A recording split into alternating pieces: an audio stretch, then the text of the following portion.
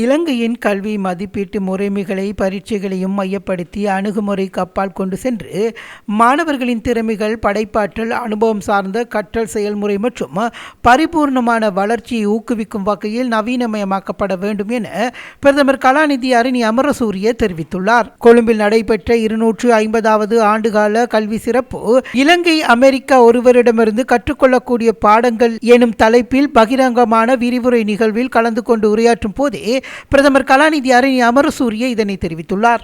1952ஆம் ஆண்டு முதல் கல்வி, கலாச்சாரம் மற்றும் தொழில்துறை பரிமாற்ற திட்டங்களினூடாக இலங்கைக்கும் ஐக்கிய அமெரிக்காவுக்கும் இடையே பரஸ்பர புரிதலையும் அமைதியை மேம்படுத்தும் சுயாதீன இருதரப்பு ஆணைக்குழுவாகிய அமெரிக்க இலங்கை ஃபுல்பிரிட்ஜ் ஆணைக்குழுவினால் இந்நிகழ்வு ஏற்பாடு செய்யப்பட்டிருந்தது.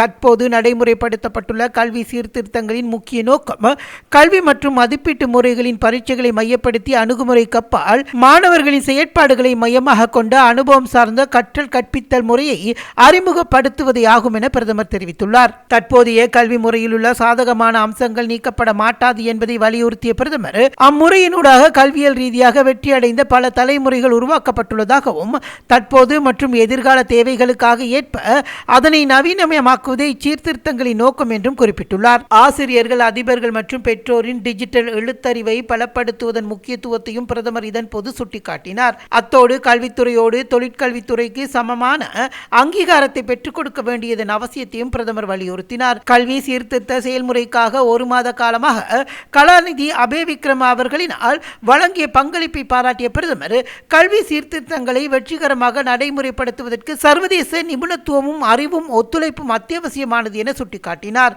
இத்திட்டத்திற்கு ஆதரவளித்த ஃபுல்பிரைட் ஆணைக்குழு இலங்கையின் திறந்த பல்கலைக்கழகத்தின் ஆங்கில மொழிக்கான பட்டமேற்படிப்பு நிறுவனம், பரீட்சைகள் திணைக்களம் மற்றும் அதிகாரிகள், பங்காளர் ஆகியோருக்கு பிரதமர் தனது நன்றிகளை தெரிவித்துள்ளார். அனைத்து தரப்பினரையும் உள்ளடக்கிய நவீன மற்றும் எதிர்காலத்திற்கு தயாரான கல்வி முறைமை ஒன்றினை கட்டியெழுப்புவதற்காக உள்நாட்டு மற்றும் சர்வதேச நிபுணர்களுடன் இணைந்து பணியாற்ற அரசாங்கம் அர்ப்பணிப்புடன் செயற்படுகின்றது என்பதையும் பிரதமர் மீண்டும் வலியுறுத்தினார். மேலதிக செய்திகளுக்காக எமது யூடியூப் தளத்தை சப்ஸ்கிரைப் செய்யுங்கள்.